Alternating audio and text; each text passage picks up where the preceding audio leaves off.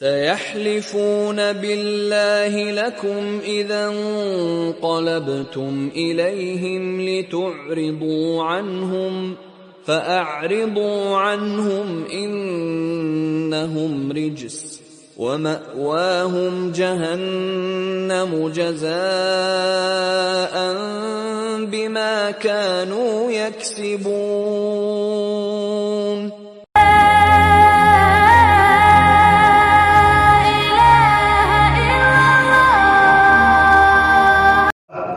الحمد لله وحده والصلاة والسلام على من لا نبي بعده أما بعد أعوذ بالله من الشيطان الرجيم بسم الله الرحمن الرحيم. قال الله تبارك وتعالى في القرآن الكريم سيحلفون بالله لكم إذا انقلبتم إليهم لتعرضوا عنهم فاعرضوا عنهم إنهم رجس ومأواهم جهنم جزاء بما كانوا يكسبون. تمام طرح کی تعریفیں حمد و ثنا بڑائی و کبریائی اس اللہ رب العالمین کے لیے لائق و زیبا ہے جو تمام جہانوں کا پالنہار. اس اللہ رب العالمین کا لاکھ لاکھ شکر احسان ہے کہ اللہ نے مجھے اور آپ کو 11ویں تراویح پڑھنے کی توفیق عطا فرمائے. اللہ سے دعا کریں کہ اللہ رب العالمین ہماری نمازوں کو قبول فرمائے, اللہ رب العالمین ہماری عبادات کو قبول فرمائے. محترم سامعین, میں نے آپ حضرات کے سامنے سورہ توبہ 95 اور 96 آیت نمبر میں نے آپ کے سامنے پڑھی ہے. اس آیت کریمہ کے اندر اللہ تبارک و تعالیٰ نے یہ جو آیت کریمہ میں نے آپ کے سامنے پڑھی ہے اس سے 2 آیتیں قبل کی جو ہیں, پہلے کی جو 2 آیتیں ہیں وہ بھی اسی سے تعلق رکھتی ہیں. کیونکہ اللہ تبارک و تعالیٰ نے ان تینوں آیات کے اندر ان منافقین کا تذکرہ کیا ہے جو غزوہ تبوک میں پیچھے رہ گئے تھے. آپ حضرات کو معلوم ہے کہ غزوہ کہتے کس کو ہے؟ غزوہ اسے کہتے ہیں کہ اللہ کے نبی جناب محمد الرسول اللہ صلی اللہ علیہ وسلم جس جنگ میں شامل رہے ہوں, اللہ کے نبی جس جنگ میں صحابہ کے ساتھ رہے ہوں, اس کو کیا کہا جاتا ہے؟ غزوہ کہا جاتا ہے. تو غزوہ تبوک میں پیچھے رہ جانے والے جو منافقین تھے ان منافقین کا تذکرہ اللہ تبارک و تعالیٰ نے 11ویں پارے کی شروع صفحے میں پہلی آیت, دوسری آیت, تیسری آیت میں اللہ نے تذکرہ کیا. کیا کہا اللہ رب العالمین نے؟ اللہ رب العالمین نے فرمایا يَعْتَذِرُونَ إِلَيْكُمْ إِذَا رَجَعْتُمْ إِلَيْهِمْ قُلْ لَا تَعْتَذِرُوا لَن نُّؤْمِنَ لَكُمْ قَدْ نَبَّأَنَا اللَّهُ مِنْ أَخْبَارِكُمْ وَسَيَرَى اللَّهُ عَمَلَكُمْ وَرَسُولُهُ ثُمَّ تُرَدُّونَ إِلَى عَالِمِ الْغَيْبِ وَالشَّهَادَةِ فَيُنَبِّئُكُم بِمَا كُنتُمْ تَعْلَمُونَ سَيَحْلِفُونَ بِاللَّهِ لَكُمْ لِتُعْرِضُوا عَنْهُمْ فَأَعْرِضُوا عَنْهُمْ إِنَّهُمْ رِجْسٌ وَمَأْوَاهُمْ جَهَنَّمُ جَزَاءً بِمَا كَانُوا يَكْسِبُونَ. اللہ نے فرمایا کہ وہ لوگ آپ کے سامنے آ کر, یعنی اے نبی صلی اللہ علیہ وسلم, آپ کے سامنے منافقین آ کر کیا کریں گے؟ عذر پیش کریں گے. یعتذرون الیکم, کہ تمہارے پاس عذر لے کر آئیں گے کہ مجھے فلاں کام تھا جس کی وجہ سے میں جہاد میں نہیں آ سکا, مجھے فلاں ضروری کام تھا جس کی وجہ سے میں جہاد میں شامل نہیں ہو سکا. لیکن اے نبی صلی اللہ علیہ وسلم آپ ان کے اس عذر کو قبول نہ کریں. یعتذرون الیکم اذا رجعتم الیہ, ان کا عذر اس لیے ہوگا کہ آپ ان کی طرف پلٹ جائیں, یعنی آپ ان کی باتوں میں آ جائیں. یعنی منافقین جو ہے جھوٹ بولا کرتے تھے. آج ہم اور آپ میں سے کوئی شخص جھوٹ بولتا ہے تو وہ اس آیت کے ضمن میں آ جاتا ہے, کیونکہ جھوٹ بولنا قرآن کہتا ہے کہ یہ منافقوں کی نشانی.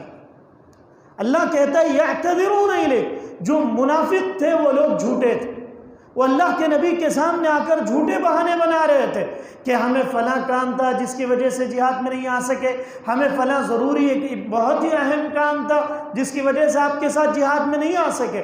اللہ نے فرمایا کہ یہ لوگ آپ کے سامنے آ کے عذریں پیش کرنے لگیں گے, بلکہ یہ لوگ جھوٹے ہیں. پھر آگے اللہ کہتا ہے سَيَحْلِفُونَ بِاللَّهِ لَكُمْ إِذَا انقَلَبْتُمْ إِلَيْهِمْ, کہ عن قریب وہ لوگ جھوٹ تو بولیں گے ہی, لیکن جھوٹ بولنے کے ساتھ ساتھ قسمیں بھی کھانے لگیں. سَيَحْلِفُونَ بِاللَّهِ, آج دیکھ لیجئے جو لوگ جھوٹ بولتے ہیں وہ لوگ قسم کھانے میں پیچھے نہیں ہٹتے, بات بات پہ قسمیں کھاتے ہیں, ان کا لین دین ہی قسموں پر ہوتا ہے, ان کی زبان اتنی جھوٹی ہو چکی ہوتی ہے کہ وہ لوگ جھوٹ بولتے ہی فوراً دوسرا اسٹیپ کیا ہوتا ہے؟ قسم. اور قسمیں بھی ایسی ایسی قسمیں، اللہ اکبر، آپ تعجب کریں گے. اسی لیے حضرت عمر بن خطاب رضی اللہ تعالی عنہ دیکھتے کہ بازار میں کوئی قسمیں کھا رہا ہے، فوراً کوڑا لیتے اس کو مارتے تھے کہ یہ جھوٹا انسان ہے. قسمیں کھا کھا کر بیوپار کیا کرنا ایک عام وتیرہ پہلے سے چلا رہا ہے. قسمیں کھا کھا کے لوگ جو ہے جھوٹی باتیں کو اپنا لیتے. آج بھی آپ دیکھیں گے ایسے ایسے لوگ ہیں کہ خاص بھائی دوسرے بھائی کی زمین ہڑپ کر لیتا، قسم کھا لیتا. پیسہ دیا ہوا ہے، قرض لینے والا مانگنے پر آ گیا کہ بھائی میں نے آپ کو قرض دیا تھا، وہ میرا قرض دے دو. وہ اللہ کی قسم کھا لے گا کہ بھائی تو نے کچھ دیا ہی نہیں. ایسے کھلا جھوٹ بولا جاتا ہے. یہ سب کس کی علامت ہے؟ یہ منافقین کی علامت ہے. اللہ نے اس کا کیا نقشہ کھینچا؟ اذا انقلبتم الیہ. جھوٹ اس لیے بولتے ہیں کہ آگے والے آپ سے راضی ہو جائیں. کہ قسمیں کیوں کھاتے ہیں؟ منافقین اللہ کے نبی کے پاس آ کر قسمیں اس لیے کھانے لگے کہ اللہ کے نبی ان کے فیور میں آ جائے، اللہ کے نبی ان کی باتوں میں آ جائے. اذا انقلبتم، پلٹ جائیں اللہ کے نبی ان کی طرف کہ مان لیں کہ آپ کو ایسا ہوا. اللہ نے کیا کیا؟ اللہ نے جہاد کو جاتے ہوئے راستے میں جبرائیل علیہ السلام کو بھیج دیا. قد نبأنا اللہ علیکم، اللہ نے تمہیں خبردار کر دیا ہے کہ ان لوگوں نے کیوں جھوٹے قسمیں کھائیں. وہ لوگ آ کے کہہ رہے ہیں کہ مجھے کھیت کا کام تھا جس کی وجہ سے میں جہاد میں نہیں آ سکتا. اللہ نے پہلے ہی بتلا دیا کہ یہ لوگ کس بہانے کی وجہ سے نہیں آ رہے ہیں، کیوں یہ جہاد میں نہیں آنا چاہتے، جھوٹ کیوں بول رہے ہیں. اللہ نے فوراً جبرائیل علیہ السلام کے ذریعے اللہ کے نبی جناب محمد الرسول اللہ صلی اللہ علیہ وسلم کو باتیں بتلا دی تھی. فَأَعْرِضُوا عَنْهُمْ، اللہ کے نبی کو حکم دیا کہ اے نبی آپ ان سے اعراض کیجیے، منافقین سے دور رہیے. یعنی جھوٹے لوگوں سے دور رہنے کا حکم دیا جا رہا ہے نبی کو. پھر کہا اِنَّهُمْ رِجْسٌ، یہ لوگ کیسے ہیں؟ گندی نالی کے کیڑے. اِنَّهُمْ رِجْسٌ، جھوٹ بولنے والے گندے لوگ ہیں. یہ منافقین جو ہوتے ہیں رجس ہیں، نجس ہیں، یہ لوگ گندے لوگ ہیں. پھر آگے اللہ نے فرمایا وَمَأْوَاهُمْ جَهَنَّمْ، ان کا ٹھکانہ کیا ہوگا؟ جہنم ہوگا. اللہ، آج ہم اور آپ اپنے گریبانوں میں جھانک کر دیکھ لیں کہ ہماری زندگی میں بھی ایسے اعمال ہو رہے ہیں، کیا ہم بھی جھوٹ بول رہے ہیں؟ کیا ہماری زندگیوں میں بھی اعمال ہو رہے ہیں؟ مجھے اور آپ کو غور کرنا چاہیے، اور ہماری ماں اور بہنوں کو بھی اس پہ غور کرنا چاہیے کہ کیا وہ باتوں میں جھوٹ بولتی ہیں، شوہروں سے جھوٹی باتیں بولتی ہیں، یا اپنے گھر کے بچوں کے سامنے جھوٹ بولتی ہیں، یا کوئی ایسے معاملات ہیں جو منافقوں والے اعمال ہو رہے ہیں. اللہ نے فرمایا وَمَأْوَاهُمْ جَهَنَّمْ، ان کا ٹھکانہ جہنم ہے. پھر جَزَاءً بِمَا كَانُوا يَكْسِبُونَ، دنیا میں جو کچھ بھی یہ لوگ غلط کام کر رہے ہیں اللہ تعالیٰ اس کا بدلہ ضرور بالضرور دے کر رہے گا، ضرور بالضرور اللہ تعالیٰ دے کر رہے گا. یہ کس لیے تھا مسئلہ؟ یہ پورے سورہ زاریات کے اندر جو ہے یہ پوری آیتوں میں اللہ نے اس کا سورہ غزوہ تبوک کا ذکر کیا. غزوہ تبوک میں کیا ہوا؟ اللہ کے نبی صلی اللہ علیہ وسلم جہاد کے لیے گئے اور صحابہ کے درمیان یہ اعلان کروایا کہ صحابہ سے کہیں کہ صحابہ کیا کریں، جہاد کے لیے نکلے. صحابہ نے جہاد کی تیاریاں کی. جو منافقین تھے ان لوگوں نے کیا کیا؟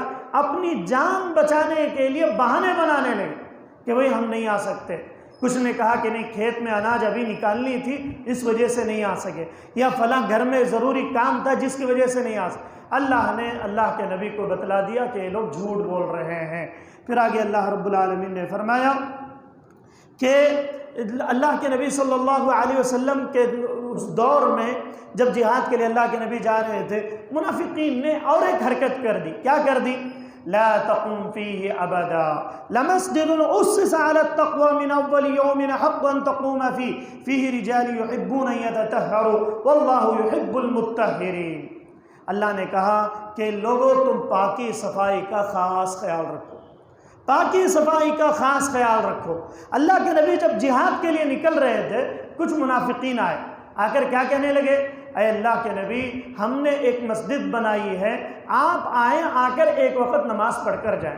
آج بھی ماحول ہے کہ جب کوئی اچھا کام ہوتا ہے لوگ جو ہے دیندار لوگوں کو گھر بلاتے ہیں. آپ دیکھتے ہوں گے علماء کو گھر بلایا جاتا ہے، دعائیں لی جاتی ہیں، مدارس کے طلباء کو کھلایا جاتا ہے، اور عالم دین و علماء کو تحفے دیے جاتے ہیں. یہ سب کہاں سے؟ یہی سب چیزوں کے ذریعے سے. اللہ کے نبی کو بھی بلایا جاتا تھا، اللہ کے نبی آپ ایک مرتبہ ہمارے گھر آ جائیں، اللہ کے نبی مسجد تیار ہوئی ہے، والذین اتخذوا مسجدا ضرارا، اللہ کے نبی مسجد ضرار تیار ہوئی ہے، آپ آئیں اور آ کر ایک وقت نماز پڑھ کر چلے جائیں، ہم مسجد کی شروعات کر دیں گے، آپ ایک وقت کی نماز پڑھ لیں۔ اللہ کے نبی نے کیا کہا؟ اب میں جہاد کے لیے نکل رہا ہوں، انشاءاللہ جب جہاد سے لوٹوں گا تو میں آپ کی مسجد میں نماز پڑھوں گا۔ فوراً قرآن کی آیت نازل ہوگی۔ یہ لوگ کیا کرنے کے لیے کر رہے تھے؟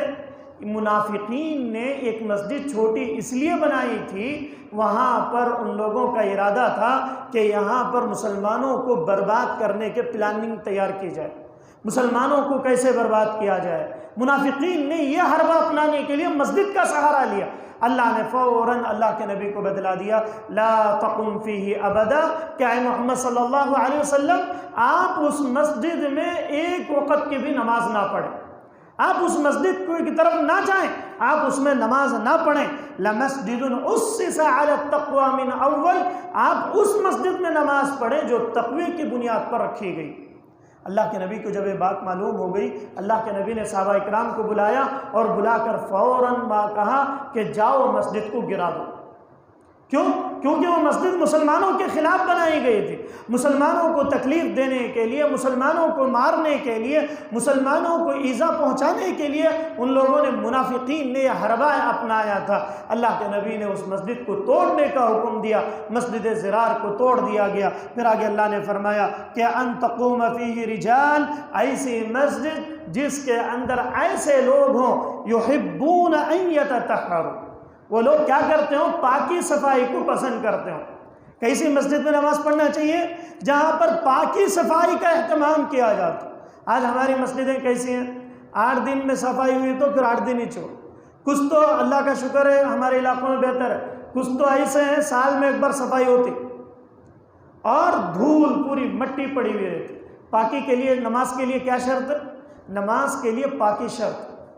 الطہور شطر الایمان، پاکی جو ہے ایمان کا آدھا حصہ ہے۔ ہماری مسجدیں پاک صاف ہونا چاہیے اور انسان پاکی صفائی کا خاص خیال رکھے، چاہے وہ گھر میں نماز پڑھ رہا ہو، آفس میں نماز پڑھ رہا ہو، یا جو ہے اپنے کمپنی میں نماز پڑھ رہا ہو، جہاں کہیں بھی ڈیوٹی کر رہا ہو وہاں پر نماز پڑھ رہا ہو، پاکی اور صفائی کا خاص اہتمام ہونا چاہیے۔ رجال ان یتطہروا واللہ یحب المطہرین، کیونکہ اللہ تعالیٰ جو ہے پاکی صفائی اختیار کرنے والوں کو پسند کرتا ہے۔ تو یہ باتیں اس لیے بتلائی گئیں کہ ابن کثیر رحمہ اللہ نے کہا کہ پاکی صفائی اور جو تقوی والے تھے وہ کون سی مسجد تھی؟ مسجد قباء کا اللہ نے تذکرہ کیا۔ مسجد قباء میں جو نمازیں پڑھنے والے تھے وہ لوگ اتنے پاک صاف رہا کرتے تھے، ان کے ایسے حالات تھے کہ وہ لوگ ہمیشہ پاکی صفائی کا خاص خیال رکھتے تھے، وہ لوگ اہتمام کرتے تھے کہ پاکی صفائی ہو، ان کی زندگیوں میں پاکی صفائی ہو۔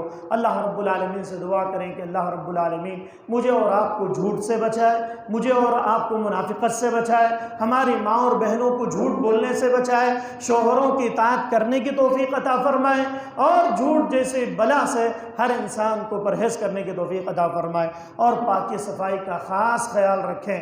اور جیسے بھی کورونا بھی چل رہا ہے تو میرے اور آپ کے لیے ضروری ہے کہ ہم پاکی صفائی کا خیال رکھیں، اور انسان جو ہے جب تک پاک صاف رہتا ہے آدھی بیماریاں ایسے ہی ختم ہو جاتی ہیں، تو اس خاص طور سے اس کا خیال رکھنا چاہیے۔ اللہ رب العالمین کہنے والے کو کہنے سے زیادہ، سننے والوں کو سننے زیادہ عمل کی توفیق عطا فرمائے۔ آمین۔ السلام علیکم ورحمۃ اللہ وبرکاتہ۔